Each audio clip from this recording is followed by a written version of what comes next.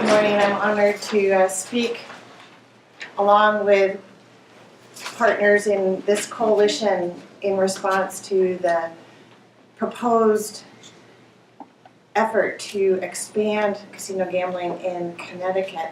My name is the Reverend Jan Gregory-Carpentier. I am the pastor of the First Congregational Church of Westbrook. And I come for all those reasons that Pastor Dwight mentioned and were mentioned by previous speakers as well. But I also come and desire to speak because I come out of a call of compassion and social justice. As pastor, I work with all people from all ranks of society, but often I'm called upon by those in need to respond to economic, relational, social crises in their lives. And I know from all the statistics that you will hear and have heard that it is those most vulnerable in our society and least equipped to cope with the ravages of family, of community, of addiction that gambling, problem gambling, not only contributes to but exacerbates.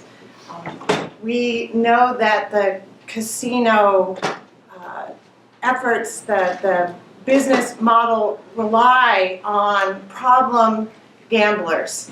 As we've heard from statistics, up to 50-60% of those who gamble come out of an urgency and an internal compulsion, addicted gambling.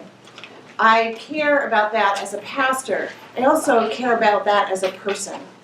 I have seen parishioners who live on disability checks so compelled by their gambling addiction to spend what little money they have on lottery tickets and other forms of gambling, and then have to turn to my community to ask for benevolence to help pay rent or buy food.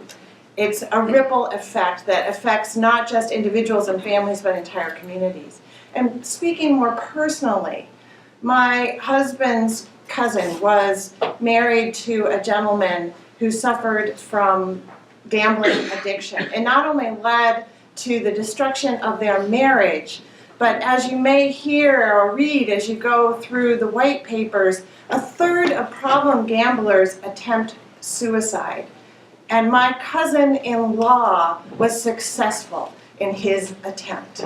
It not only ended that marriage, it ended his life. So I have a personal reason as well as a professional reason for standing before you and saying we do not need any more casinos in Connecticut.